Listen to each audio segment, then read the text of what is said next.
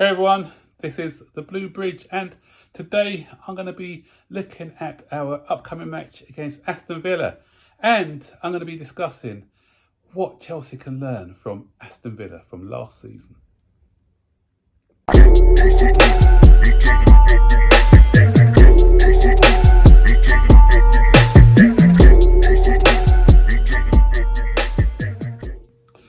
So on Sunday we play Aston Villa, and it will normally be on a Sunday because it wouldn't be on a Sunday because Chelsea wouldn't be involved in the Europa League or the Conference League, so it would have maybe been a Saturday game. But usually it'll be Chelsea, the ones who've been playing in Europe, and Aston Villa, the ones who had a week to prepare. And had we qualified instead of Aston Villa for the Europa League or the Conference League they're in actually, or the Europa League, then it would have been a Sunday because Chelsea were in Europe. But how times have changed now. It's no longer Chelsea, the ones in Europe. It's teams like Aston Villa and Brighton. I watched Brighton yesterday, them lose 3-2, which I was happy about because I know we've got a little rivalry with Brighton going. And a similar result for Aston Villa against, was it League in Poland. So they had to travel to Poland. They played a hard game in Poland, and they got a fly back from Poland, which is 3 hours flight. And so they haven't had the time to prepare. Chelsea have had 1 week to prepare, and Aston Villa haven't had that time to prepare. They didn't play all their first team squad, but they all travelled, and most of them came on. Ollie Watkins came on second half. Matty Cash, I think, came on second half. Diaby came on second half. So their big guns came on to try and salvage something from the game. So they did play some minutes. Chelsea had a whole week to prepare, so there's no excuses, guys. And if we look back in when we used to play Champions League football, a lot of our poorer results came after we had played in Europe. So you don't underestimate the preparation and the travel and how much it takes out of the players. And Chelsea are used to it. This is something that Aston Villa are not used to. So they're coming back, having not played in Europe for many, many years. So it should give the Chelsea the advantage. But nothing, with Chelsea now, we can't say we're the favourites. Before we used to go into games expecting to win. Now we're going into games not knowing what the outcome is and hoping to get a victory or a result. So how can we learn from Aston Villa? And the thing is, I did a video a couple of days ago where I mentioned that a lot of Chelsea fans are getting disillusioned, writing off the season, and some are even talking about relegation. Why? Because we've only picked up 5 points from our first 5 games, only 1 solitary win in our first 5 games, and all of a sudden it's all doom and gloom. But rewind to last season, Aston Villa had a shocking start, 11 games, only 2 wins in 11 games they had under Steven Gerrard. And then it was when they had the change of manager, Unai Emery, that form started to pick up. To put things into context, Chelsea, who had a bad season, we were actually above Aston Villa when they came to play us. Was it at the Bridge?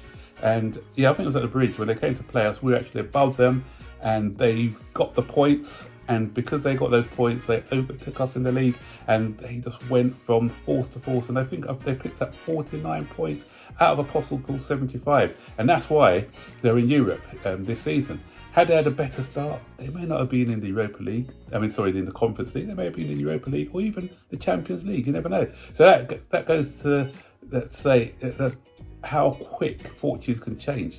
Sometimes it's a change of manager. I'm not advocating that for Chelsea because I don't think it is the manager who's the issue, although, as I mentioned before, he can help himself by doing better team selections.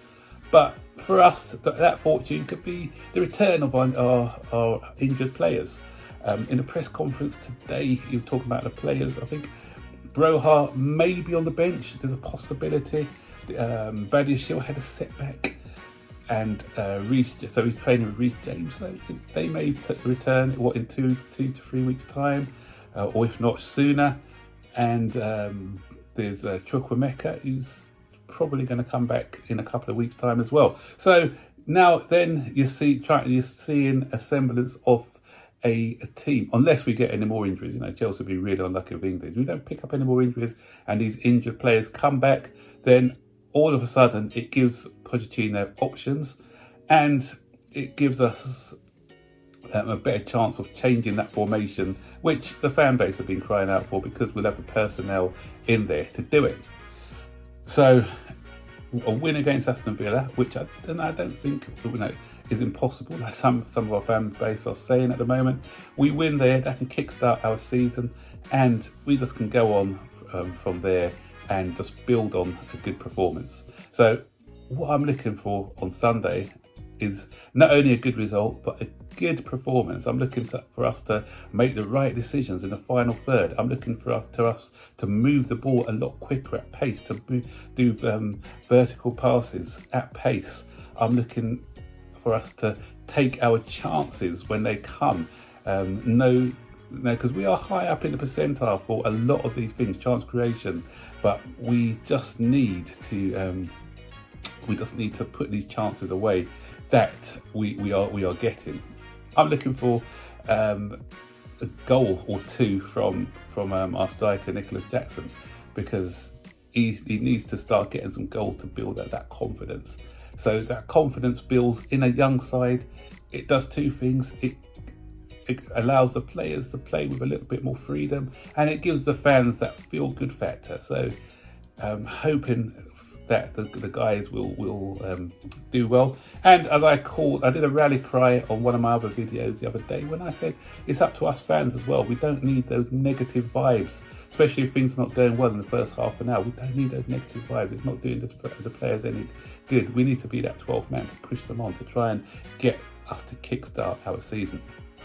So guys, you confident going into the match against Aston Villa, or do you think it's going to be more of the same? Let me know in the comment section before. And before I go, a quick plug. I'm doing a Who Is series, documentary on players that we've brought in. I'm going to start off with the new players, then I will maybe go on to players who are already at the club. I've done a lot of research on these players.